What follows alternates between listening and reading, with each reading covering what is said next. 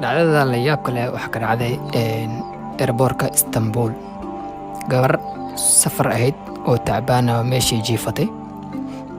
Waxaa u yimaaday nin kaasoo doonayay inuu xado waxtooyo ku sameeyo moobilkeeda uu ka xado. Meesha way u fariistay. Wuu isboojeynayaa xogaa wuxuu rabaa inuu telefoonka qaato. Way soo yara kacday. Asiin xogaa yar cabsi yaraad oo uu dareemay. Gabadhii kadib hurdadii ayay dib ugu laabatay. Markaas ayuu si tartiib ah telefoonkii uga qaaday. Markuu telefoonkii ka qaaday wuu la tegay telefoonkii wuu baxay. Isla markiiba waxaa daba kacay oo daba raacay kaamiradii.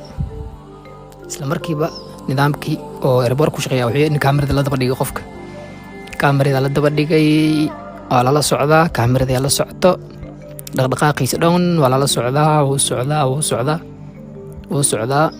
Isla markii sigoo meeshaas ka sii gudbaya sigoo sii socdo ayaa waxaa dhacday marka isla markaas meesha markuu soo gudbay booliska ayaa ka hor yimaaday. Isla markii gacanta laga qabanay dhab telefoonkii laga qaaday soo martay.